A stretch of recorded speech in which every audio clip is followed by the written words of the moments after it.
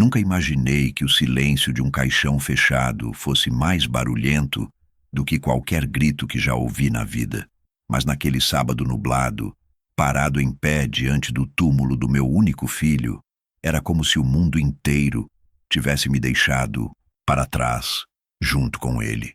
Pessoas vinham, me abraçavam, cochichavam palavras que eu não ouvia. Era como se tivessem estudado frases prontas para um luto que não lhes pertencia. Ele está em paz agora. Pelo menos não sofreu. Foi tudo muito rápido. Eu apenas assentia, mas dentro de mim, tudo estava parado, como se o tempo tivesse sido quebrado ao meio. Minha nora estava ali, vestida com a elegância que sempre fez questão de carregar, mesmo no luto. Os olhos secos demais, a expressão organizada demais. Nada naquela postura me lembrava a mulher que dizia amar meu filho com tanta intensidade. Ela ficou ao meu lado o tempo inteiro no velório, como se quisesse deixar claro que agora tudo passava a ser dela. O nome, a dor, o respeito. Eu deixei. Ninguém sabia. Mas no dia seguinte ao enterro, eu encontrei no fundo da segunda gaveta do armário do meu filho um envelope vermelho, endereçado a mim, com minha caligrafia, escrita por ele, sem data. Pai, se um dia isso aqui estiver nas suas mãos é porque o pior aconteceu. Então quero que você saiba. Deixei a casa, os 2 carros e a conta da empresa no seu nome. Confio mais em você do que em qualquer outra pessoa. Faça com isso o que achar justo. Eu me lembro de ter lido isso em pé, ainda de sapato social, gravata meio frouxa, na mesma noite em que a última vela do velório apagou. Sentei na beira da cama e fiquei ali, com o envelope no colo, olhando para a parede como se esperasse que ela me dissesse o que fazer. A verdade é que naquele momento eu não senti poder nenhum. Só uma dor lenta, silenciosa e enraizada como um prego na madeira. Decidi que não diria nada para ninguém, principalmente para ela. Não por vingança, mas por prudência.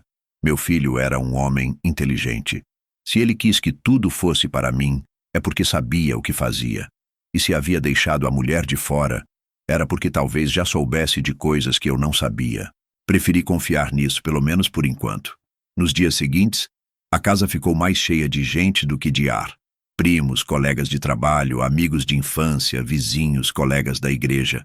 Todos queriam deixar uma palavra, uma flor, uma receita de consolo.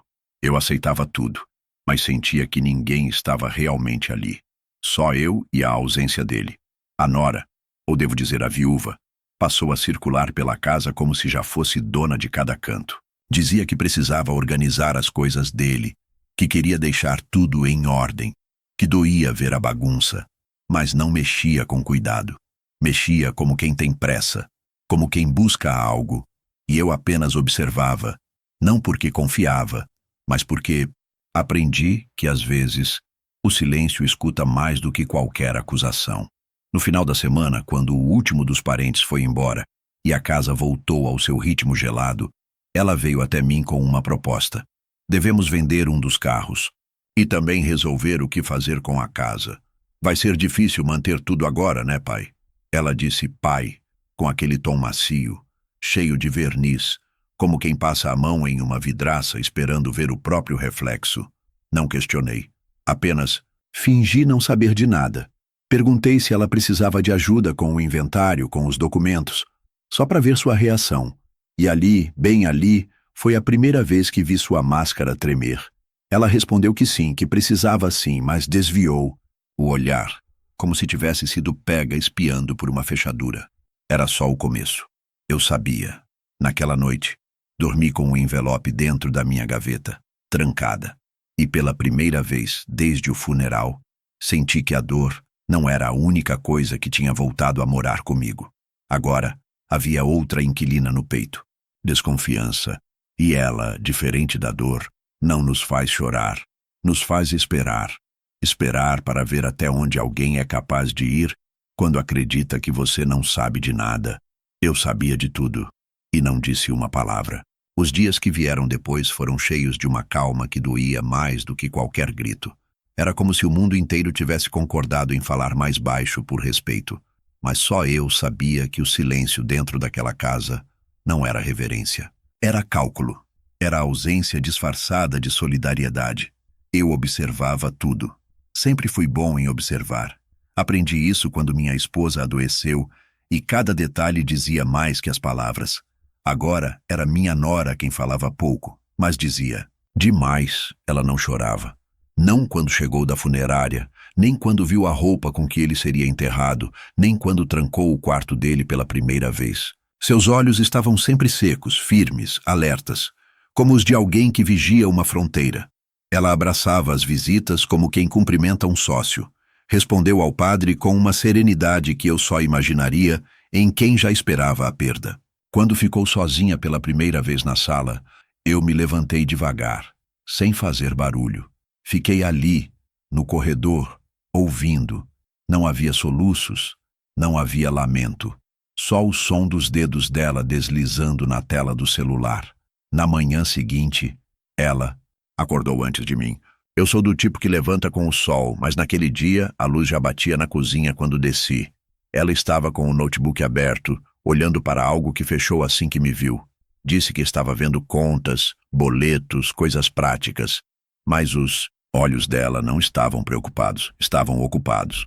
Como quem tenta antecipar um jogo antes que o outro comece a jogar. Fiz café, em silêncio, como sempre fiz. E ela veio sentar à mesa com um tom de intimidade que nunca existiu entre nós. Disse que pretendia continuar morando na casa, pelo menos por um tempo. Eu disse que, claro, ela estava de luto, que nada precisava ser decidido agora. Mas, enquanto ela falava sobre como ele gostaria que ela seguisse em frente com conforto, algo me deu calafrios. A naturalidade, a forma como ela já falava no passado, como se meu filho fosse um projeto encerrado, um capítulo concluído. Naquela mesma tarde, liguei para o contador que cuidava das coisas da empresa do meu filho, não para fazer nada ainda, mas para confirmar que tudo ainda estava seguro. Ele me atendeu com voz baixa, pesarosa, e disse que os registros estavam intactos. A conta bancária da empresa continuava no meu nome e todas as movimentações, segundo ele, estavam sob minha autorização desde o testamento. Seu filho confiava no Senhor, ele disse.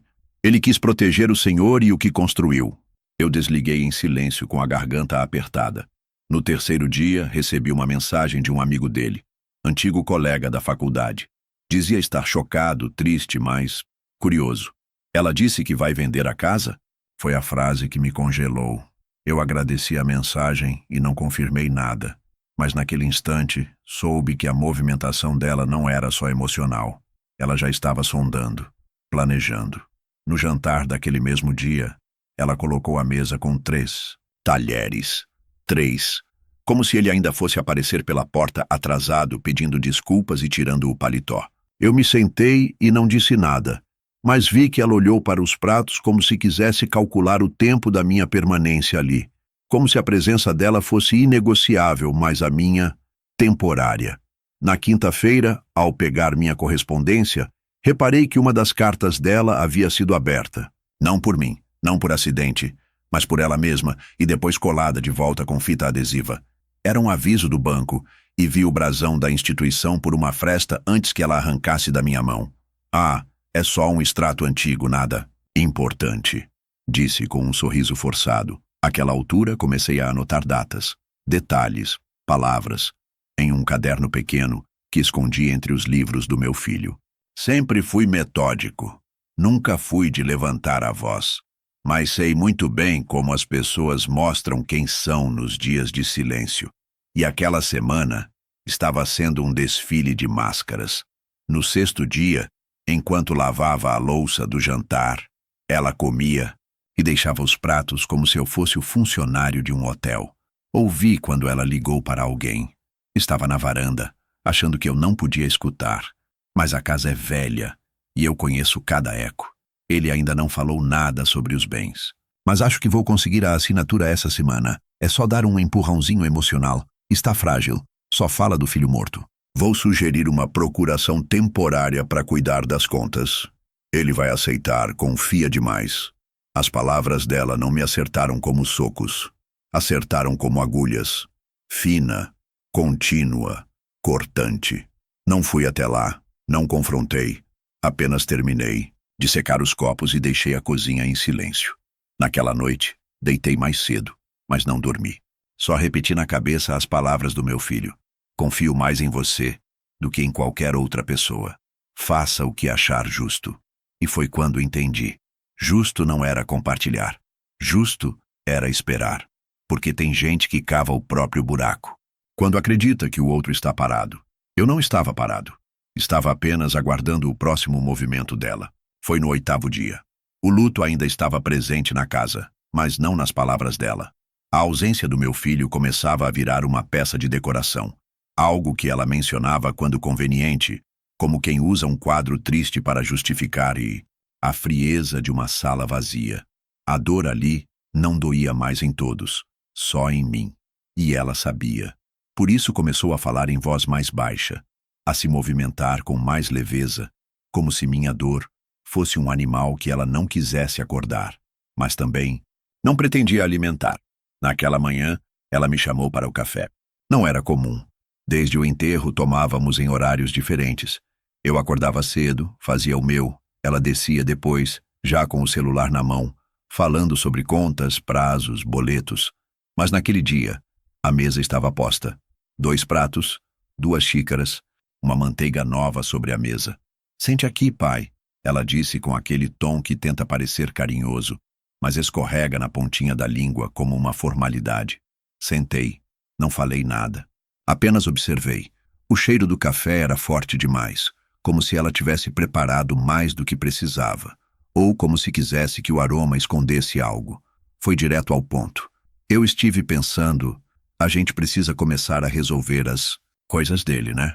Continuei calado. Ela se esforçou para sorrir. Digo, a casa, os carros, as contas, tudo ficou meio no ar. Eu não sei muito bem o que ele deixou pronto, o que não deixou. Você que sempre soube dessas coisas, né? Será que o senhor pode me passar os documentos para eu ajudar? Ela disse ajudar, como quem disfarça veneno com mel. E naquele instante, a lembrança da conversa na varanda voltou como um estalo seco. Acho que vou conseguir a assinatura essa semana. Ele vai aceitar, confia demais. Foi nesse momento que entendi que o pedido pelos documentos não era sobre resolver. O que ele deixou era sobre capturar o que ela achava que tinha direito. Ela não queria papelada. Queria as chaves. Queria o controle. Eu respirei fundo. Coloquei o pão na boca. Mastiguei com calma. E só então respondi com a voz mais limpa que consegui reunir. Olha, eu acho que ainda estou muito confuso com tudo. Preciso de um tempo para organizar as ideias. Os documentos estão em caixas no meu quarto, mas ainda não tive coragem de mexer. Ela assentiu com a cabeça, mas seus olhos vacilaram por um segundo, como quem calcula que a mentira que recebeu não bate com a pressa que carrega. Claro, quando se sentir pronto. Só achei que talvez pudéssemos ver isso juntos. Fiquei em silêncio. E o silêncio às vezes pesa mais do que qualquer resposta. Ela entendeu. Mudou de assunto. Falou de como a geladeira estava precisando de manutenção, de como o carro dele precisava de revisão, de como os boletos já estavam começando a chegar. Tudo isso enquanto mordia torradas com uma calma ensaiada. Naquela tarde ela saiu. Disse que iria ao banco, que precisava resolver questões da conta conjunta deles, se é que existia alguma. Mas sei reconhecer uma visita à agência quando vejo alguém tentando ganhar tempo. E sei o que significa sair com uma pasta nas mãos. Enquanto ela estava fora, fui até o escritório. Abri minha gaveta. O envelope vermelho ainda estava lá, junto com as cópias autenticadas do testamento. Tudo no meu nome. Casa, carros, empresa. Tudo. Nenhuma cláusula escondida. Nenhuma brecha. Apenas a voz do meu filho selada em tinta, dizendo que confiava em mim. Fechei a gaveta, tranquei com calma. Olhei para o porta-retrato dele sobre a mesa. Estava sorrindo, com aquela camisa azul que ele usava quando queria parecer mais jovem. E pela primeira vez, sorri de volta. Não era um sorriso de alegria. Era um gesto de cumplicidade. Como quem diz, eu entendi. Ela voltou no fim do dia, com os ombros mais tensos e a boca mais seca. Disse que o banco pediu mais documentos. Que ela estava tentando resolver tudo por nós dois. Usou esse nós como um anzol jogado na minha direção, mas a linha veio sem isca. Eu apenas balancei a cabeça e fui para a cozinha. No dia seguinte, ela tentou novamente. Dessa vez, com um novo argumento. A casa é grande demais para o senhor. Sozinho. Quem sabe a gente já começa a pensar em vender. Podíamos dividir, o senhor mora em outro lugar, mais tranquilo, e eu fico com o que sobrar. Ia ser bom para todo mundo. Eu a olhei nos olhos e respondi apenas: vou pensar. Ela sorriu, e naquele sorriso havia um alívio perigoso, como quem achava que o anzol tinha fisgado alguma coisa. Mas ela não sabia que eu nunca mordo na primeira isca. Eu observo, eu espero, eu anoto, e se ela estava preparando o golpe, era melhor que caprichasse, porque o que ela ainda não sabia é que aquele pai silencioso à mesa não era só o sogro, era o verdadeiro dono das cartas, e eu só estava começando a embaralhá-las. Ela percebeu que os pedidos diretos não estavam surtindo o efeito esperado. Talvez esperasse que eu fosse mais maleável, mais dependente, mais frágil, como tantos outros pais envelhecidos que largam os papéis nas mãos dos mais novos por cansaço, medo ou simplesmente por não suportarem mais a solidão. Mas comigo não havia pressa. E, acima de tudo, não havia ingenuidade. Eu não estava disposto a entregar nada por conforto, muito menos por aparência. Ela então trocou a isca. Parou de falar em vendas, inventário, procuração. Começou a me oferecer chá à noite. Fez questão de deixar a TV ligada no jornal que eu assistia. Passou a me chamar de senhor, como se de repente tivesse descoberto respeito em algum armário esquecido da educação. E eu, claro, aceitei tudo. Aceitei o chá, o bom dia com tom doce, os almoços caprichados demais para quem sempre queimava arroz. Num domingo à tarde, enquanto eu regava as plantas da varanda, ela se sentou ao meu lado, coisa que nunca fazia. Olhou para a rua, depois para mim. Eu estive pensando, sabe? Depois de tudo o que aconteceu, acho que seria bom facilitar sua vida. O senhor não precisa se preocupar com contas, com documentos, com nada disso. Eu posso cuidar de tudo. O senhor só descansa. Já viveu o suficiente, merece paz agora. Ela disse isso como se me fizesse um favor, como se a paz viesse na forma de um envelope assinado, de um cofre aberto, de uma assinatura sem leitura. Sorri com os lábios, mas mantive os olhos fixos numa folha seca no chão. É verdade, estou cansado mesmo. E fiquei ali, deixando a frase pairar no ar como uma nuvem carregada. Ela levantou com um brilho no olhar, como se tivesse sentido que a primeira rachadura havia se formado. Não sabia que aquela rachadura era no espelho onde ela se admirava. 2 dias depois, ela preparou um jantar exagerado. Frango assado, purê de batata, arroz com açafrão, salada colorida e vinho. Um jantar que meu filho apreciaria. Um jantar que me fez entender que ela estava voltando à estratégia da sedução prática. Comida, sorriso, conversa mansa. Era como se cada garfada fosse um contrato não verbal. Veja como cuido do senhor. Veja como pode confiar em mim. Durante o jantar, ela soltou a próxima peça do tabuleiro. Estive conversando com um conhecido que entende dessas coisas de partilha. Ele disse que, se o senhor quiser, posso entrar como representante legal da família. Só para facilitar processos, claro. Não precisa me passar nada. Só um papel simples dizendo que eu posso agir em nome do senhor. O senhor assina e eu resolvo. Tudo. Sem estresse. Assenti com a cabeça enquanto cortava o frango. Depois a gente vê isso com calma. Foi tudo o que disse. Não perguntei o nome do advogado. Não pedi o tal papel. Não demonstrei surpresa. E isso talvez tenha sido o que mais a desestabilizou. Nos dias seguintes, ela passou a me tratar como um velho doente.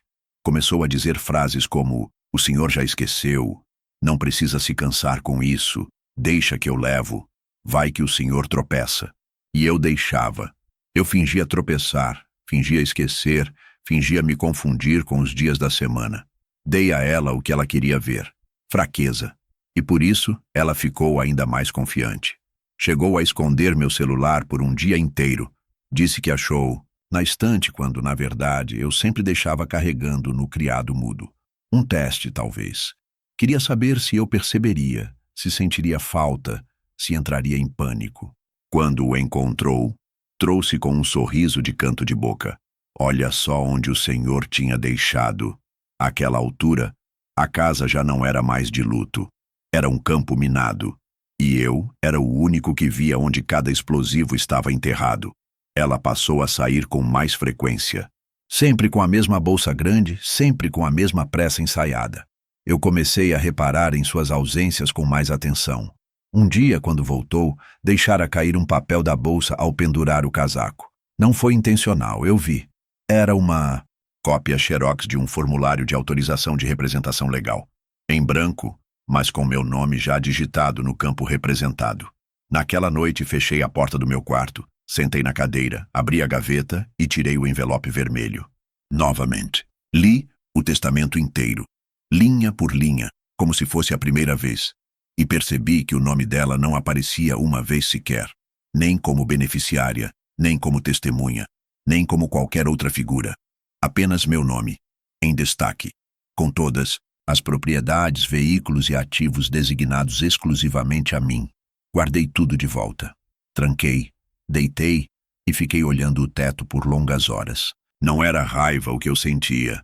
Era um tipo de cansaço diferente. Um cansaço de quem vê o mesmo padrão se repetir.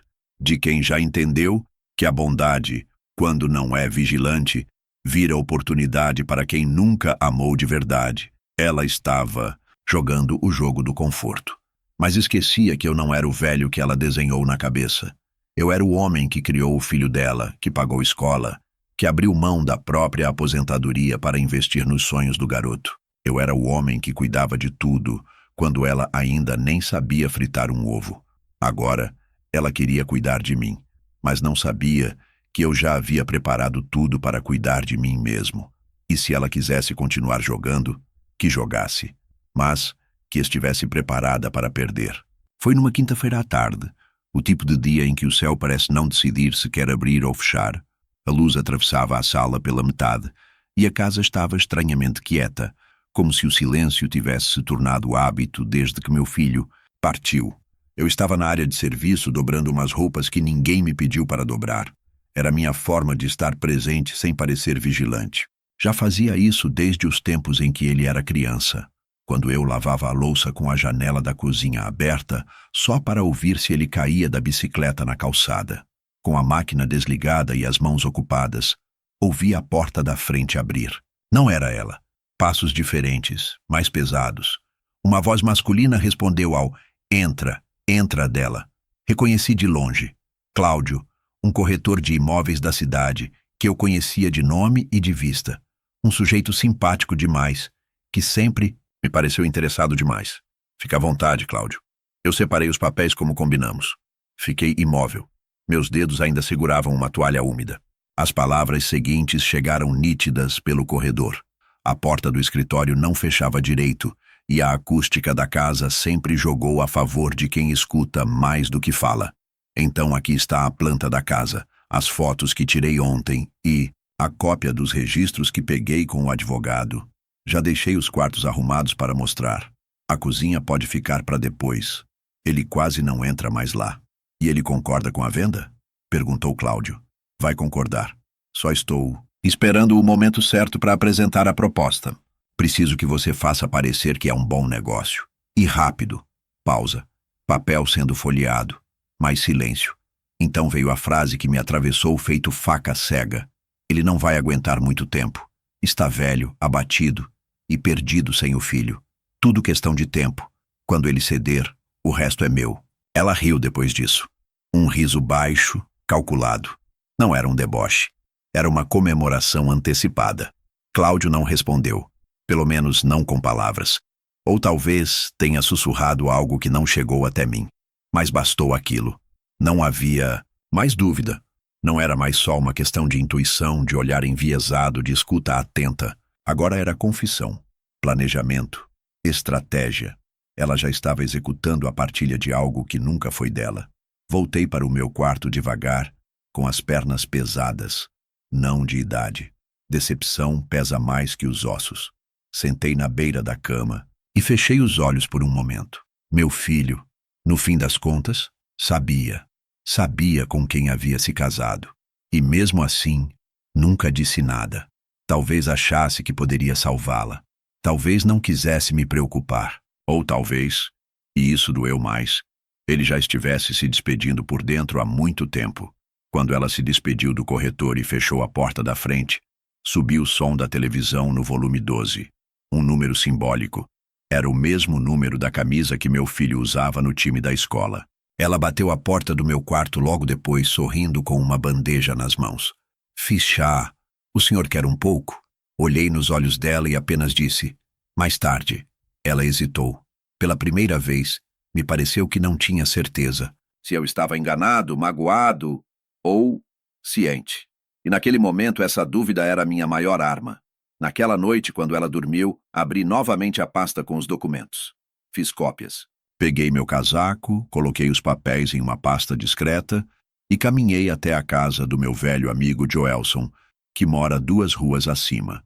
Ele era tabelião aposentado, discreto, confiável. Passei 1 hora conversando com ele. Não contei tudo, não precisava, mas disse o suficiente. E quando saí de lá, havia uma cópia protocolada, carimbada e com firma reconhecida de todos os documentos que eu possuía em meu nome.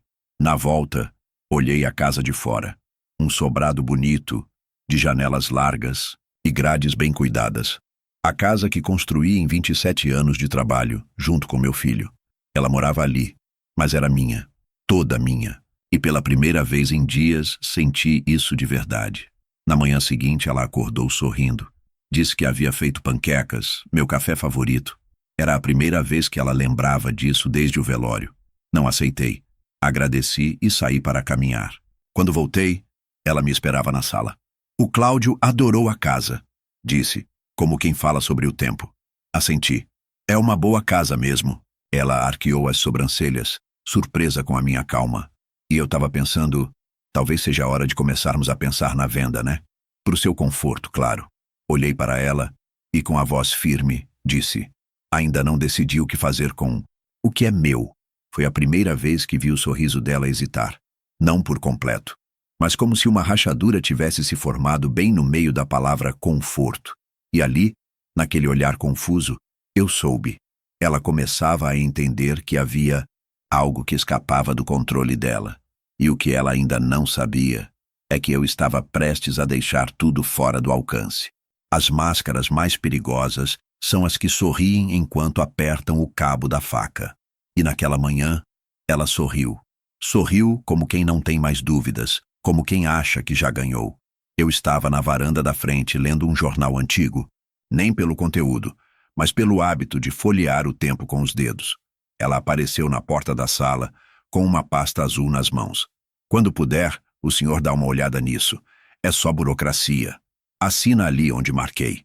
E deixou a pasta sobre a mesa da cozinha, como quem deixa um folheto de supermercado. Depois, saiu. Nem esperou resposta. Apenas jogou o laço e virou as costas, certa de que o cavalo se deixaria domar. Esperei. Esperei o som da porta bater. Esperei o motor do carro sumir na rua. Só então fui até a mesa. Abri a pasta. Os papéis estavam organizados, numerados, e cada página continha meu nome impresso em destaque. Mas não eram contas, nem documentos de rotina. Eram autorizações, disfarçadas de gentilezas. Entre linhas jurídicas e parágrafos encobertos por termos técnicos, havia uma procuração redigida com precisão, uma transferência de poderes, total e irrevogável, para que ela administrasse meus bens em caráter emergencial, com plenos poderes sobre imóveis, contas, veículos e decisões bancárias. Era como se ela quisesse vestir a armadura de tutora, uma cuidadora oficial de um velho cansado. E o mais cruel era que tudo estava escrito com linguagem de afeto, para fins de organização patrimonial, em benefício do bem-estar do representado, facilitando a execução das tarefas cotidianas. Um poema em forma de faca. As últimas páginas traziam os campos destacados para minha assinatura. Assina aqui, pai, ela tinha dito. Ali onde marquei, como se fosse um recibo de farmácia. Mas ali não havia espaço para desatenção. Havia armadilha. Sentei à mesa, papel por papel diante de mim, como num tabuleiro de guerra. Respirei fundo e pensei no que meu filho escreveria se visse aquilo. Talvez não dissesse nada. Talvez apenas me olhasse com aquele olhar que herdou de mim. o olhar de quem enxerga 2 passos à frente. Ele já sabia. Por isso me deixou tudo. Por isso não deixou nada nas mãos dela. Levantei, fui até meu quarto, abri a gaveta do fundo, do armário, e tirei a cópia oficial do testamento. Comparei os dados, os registros, os números. Tudo batia. Ela estava tentando tomar algo que não era dela. E nunca foi. E ainda assim, teve coragem de redigir aquilo e assinar como responsável, confiável. Sorri. Um sorriso pequeno. Do tipo que não mostra dentes, mas afia a alma. Peguei uma caneta azul, a mesma que uso para preencher meus cheques do INSS, e escrevi em letras firmes no canto inferior da última folha: recusado. Favor não insistir. Fechei a pasta. Coloquei no mesmo lugar e fui até o fogão preparar café. 2 horas depois, ela voltou. Entrou pela cozinha como se estivesse carregando um segredo no sorriso. Tirou o casaco, passou os olhos pela mesa, viu a pasta ali, intacta. Ah, que bom que viu. Conseguiu assinar, pai? Peguei a caneca, dei um gole. Olhei diretamente nos olhos dela e disse: assinei, sim. Ela congelou por um instante. Foi até a mesa, abriu a pasta como quem abre um presente de aniversário. Virou 1, 2 páginas até chegar à última. E então viu a frase, a caneta azul, as palavras que não deixavam dúvidas. Recusado. Favor não insistir. O sorriso dela não sumiu de uma vez. Ele morreu devagar, como vela sem vento. Os olhos endureceram. O corpo ficou rígido. E ela apenas perguntou por quê. Eu não respondi. Saí da cozinha e fui para o quintal. Às vezes a explicação é o que o outro mais quer. Não por arrependimento, mas para saber onde errou no cálculo. E eu não pretendia entregar isso a ela. No dia seguinte, encontrei a pasta no lixo, rasgada. Cada página cortada como se fosse papel de rascunho. Mas aquilo não me afetou. Eu já tinha feito cópias, já tinha levado ao cartório. Já tinha, inclusive, deixado uma versão guardada com meu advogado, junto com as instruções formais de não aceitar qualquer tentativa de intermediação por parte dela. Na noite daquele mesmo dia, ela não jantou. Disse que estava cansada. Trancou-se no quarto e não saiu nem para apagar as luzes. Mas eu soube que estava acordada, porque o silêncio muda de cheiro quando quem dorme está inquieto. Ela sabia. Sabia que eu tinha visto através. E saber disso a desequilibrava mais do que qualquer grito meu. Era a primeira vez que ela percebia que havia algo inegociável em mim.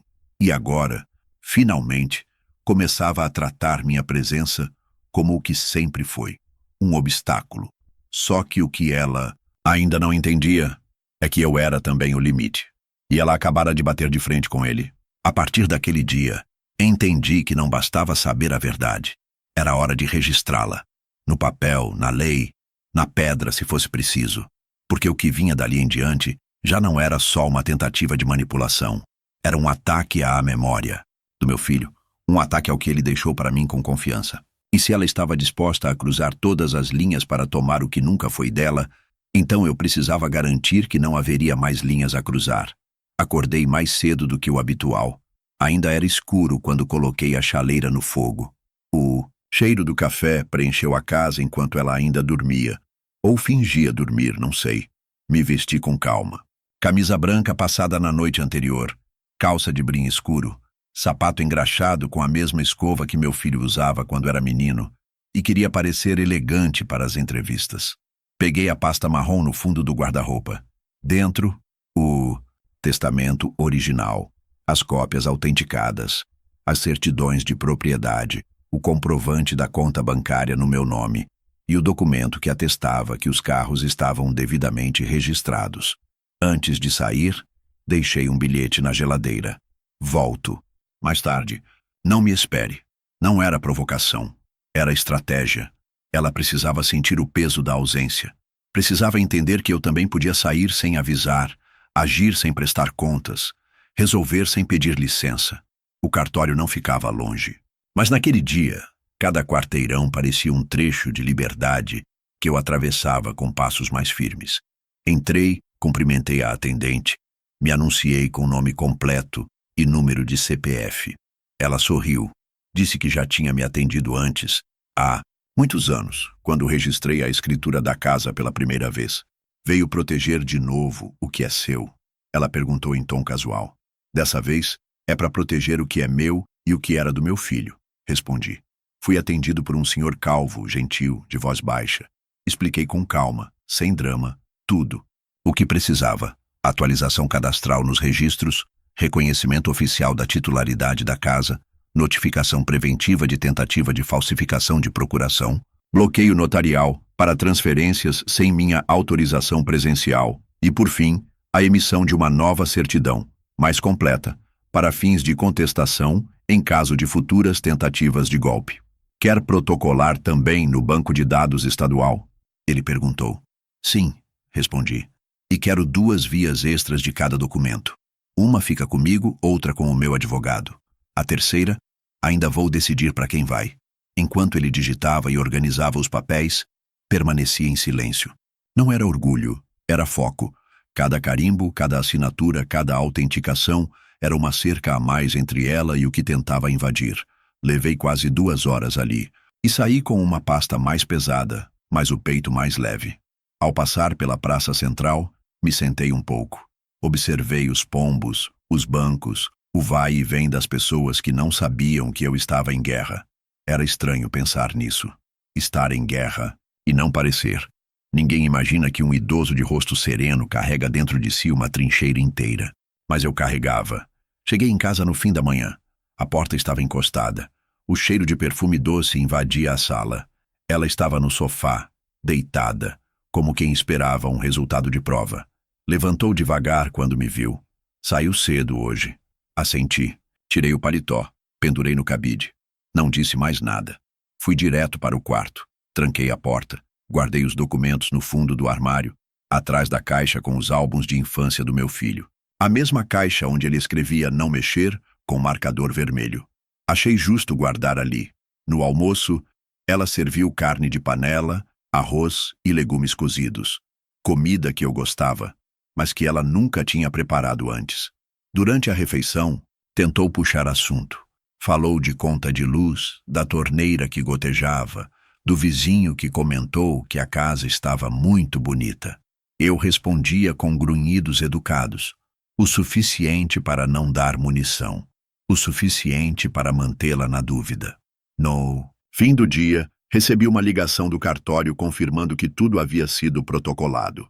Está tudo seguro, Sr. Carlos, e se alguém tentar mexer em qualquer coisa, o senhor será notificado imediatamente. Agradeci. Desliguei. Sentei na poltrona da sala e fiquei ali, sem televisão, sem rádio, sem livro. Só eu e o barulho da casa viva, que agora parecia mais minha do que nunca. E naquela noite, quando ela passou pelo corredor, vi que hesitou na porta do meu quarto. Bateu 2 vezes. Precisa de alguma coisa, pai? Eu poderia ter dito não. Poderia ter dito estou bem, mas preferi a resposta que mais incomoda quem planeja tomar algo de quem ainda está firme. Não se preocupe. Já cuidei de tudo. Ela não respondeu, e eu não precisava de resposta. Porque às vezes, o silêncio do outro é a confirmação de que você venceu, e que ele sabe disso. Existem pessoas que diante do portão fechado tocam a campainha. Outras empurram até que a tranca ceda. E há aquelas que escalam o muro, certas de que têm direito ao que está do outro lado. Ela era do último tipo. Já havia deixado claro, com seus gestos, palavras e silêncios, que não estava satisfeita em viver dentro da casa. Ela queria que a casa fosse dela, só dela, e não por memória, gratidão ou afeto, mas por posse, por conquista. A tentativa de golpe com a procuração havia falhado. O documento rasgado no lixo era a primeira cicatriz visível do embate que ela fingia não perceber. Depois disso, os sorrisos ficaram mais breves. Os jantares mais silenciosos. Mas o jogo não havia terminado. Só tinha mudado de fase. Era uma sexta-feira morna, de céu opaco. Ela estava estranhamente animada desde cedo. Tinha saído cedo, voltado maquiada, e passado um tempo longo demais no telefone, com a voz doce demais para alguém em luto. Depois, passou o resto da manhã organizando os cômodos. Não por luto, mas por estética. Dizia que queria deixar tudo apresentável. Eu ouvi calado. O cheiro do alvejante pela casa toda me disse mais do que suas palavras. e os tapetes recém-esticados me confirmaram o que eu já sabia. Por volta das 3 da tarde, o interfone tocou. Ela correu até ele. Falou baixo, mas ouvi. Pode subir, sim. A porta vai estar aberta. Fui até o corredor com passos silenciosos. Me escondi atrás da quina da parede, como fiz tantas vezes na infância do meu filho, quando ouvia seus segredos com os amigos. A voz dela já havia se transformado. A entonação de quem esperava um acerto. Um contrato. 2 homens subiram. Um mais velho, terno claro e portfólio em mãos. O outro, jovem, com câmera fotográfica pendurada no pescoço. Entraram sorrindo. Ela os recebeu como quem mostra uma mercadoria rara. Sejam bem-vindos. Vamos começar pela sala. Vi tudo à distância. Não entrei. Não confrontei. Voltei calmamente para o meu quarto, abri a gaveta, peguei a pasta com os documentos oficiais e deixei sobre a mesa da cozinha, sem dizer uma palavra. Como se fosse um cardápio esperando para ser lido, ela foi conduzindo os homens pelos cômodos com entusiasmo ensaiado. Falava dos acabamentos, da posição do sol, do espaço da garagem. O rapaz das fotos clicava cada detalhe. Ela os levou até a varanda, o quintal, o corredor lateral. Eu permaneci na cozinha, mexendo o café, como se tudo estivesse em seu lugar. Como se não soubesse que o que acontecia ali era uma tentativa de vender minha história como se fosse dela. E então, quando ela entrou na cozinha com os 2 homens atrás, deparou-se com a pasta aberta sobre a mesa. Ali estavam a escritura original da casa, com meu nome em destaque, a certidão atualizada do cartório, com a averbação de propriedade, registrada apenas em meu CPF, e uma cópia simples impressa em papel sulfite do testamento do meu filho, com a cláusula que transferia tudo exclusivamente para mim. Ela empalideceu. Ainda tentou manter a compostura. Ah, esses são só documentos antigos do meu sogro. Ele está nos ajudando com o processo de venda, mas já conversamos sobre isso. O homem mais velho, provavelmente o corretor, pegou a escritura, leu com atenção. O outro, que parecia menos envolvido, já começava a perceber o clima estranho. O corretor então perguntou, com a voz mais formal possível: Seu Carlos, posso confirmar com o senhor se o imóvel realmente está à venda? Olhei para ele, depois para ela, depois para os 2, e com toda a calma do mundo disse: Não está, e nunca esteve. Silêncio. Um daqueles que cortam o ar como vidro quebrado. Ela abriu a boca, mas nenhuma palavra saiu. O corretor fechou a pasta, entregou de volta. Peço desculpas pela confusão, Sr. Carlos. Não sabíamos. E antes que ela pudesse reagir, já estavam indo em direção à porta. O rapaz da câmera recolheu os equipamentos sem dizer nada. Quando a porta bateu, ela ficou parada no meio da sala, como um artista que esqueceu o texto no meio do palco. Ficamos frente a frente, sem móveis entre nós, sem desculpas prontas, sem máscaras. Só o silêncio. Você sabia desde o começo? Ela disse como uma constatação amarga. Assenti. Sabia. Ela bufou. E deixou eu passar vergonha? Não respondi, porque o que ela chamava de vergonha era, na verdade, o fim da ilusão que ela mesma havia criado.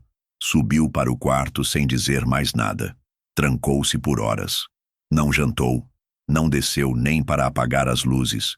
E naquele silêncio da casa, senti que algo havia mudado para sempre. Ela sabia. Agora sabia que não havia mais caminho. Que não haveria procuração, nem venda, nem partilha. Que a casa não seria dela, nem no papel, nem na marra. E o mais importante, soube que eu não era o velho ingênuo que ela acreditava ter manipulado. Eu era o dono do lar que ela tentou invadir. E eu estava em casa. Há um momento em que até os melhores disfarces começam a escorregar. Não é uma explosão. Não é um grito. É um silêncio. Um silêncio que se instala nos olhos, nas mãos, no modo de andar. Um silêncio que começa a denunciar aquilo que a boca ainda tenta esconder. Depois da tentativa fracassada de vender a casa, foi esse silêncio que passou a acompanhar minha nora por todos os cômodos. Nos dias seguintes, ela mal me dirigia a palavra. Quando o fazia, sua voz já não tinha verniz.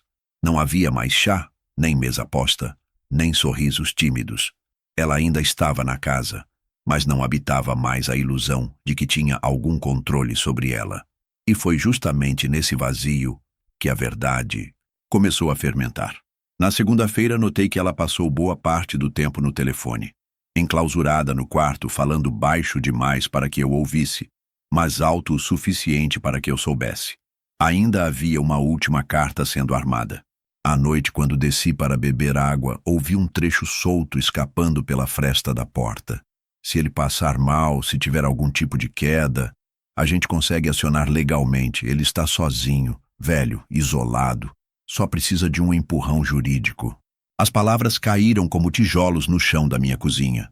Não pela ameaça explícita, mas pela frieza, pela forma como ela já falava de mim no passado, como um problema a ser resolvido. Um móvel antigo que atrapalha a nova decoração. Voltei para o quarto. Tranquei a porta. Respirei fundo. E então, tomei a decisão que vinha adiando por respeito ao meu filho. Ela precisava sair. Não por vingança, mas por proteção. E não por minha proteção, mas pela proteção da dignidade que meu filho confiou que eu manteria.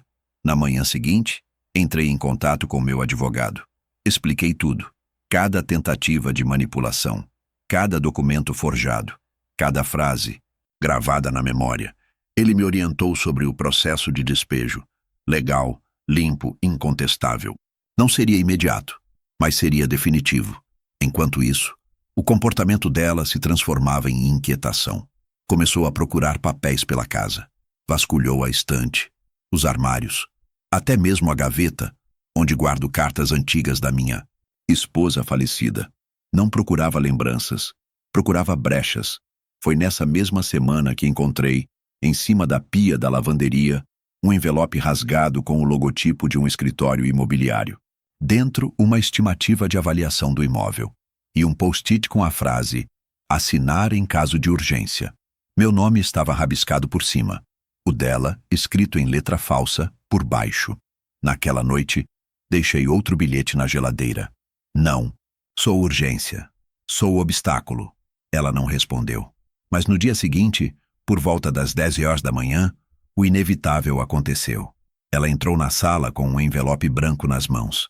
Trazia a face de alguém que se despede fingindo que está partindo. Por escolha.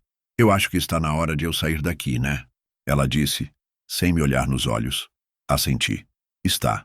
Ela quis dizer algo mais, mas ficou ali, de pé, com o envelope na mão, e os ombros rígidos. Eu só queria entender por que ele não deixou nada para mim.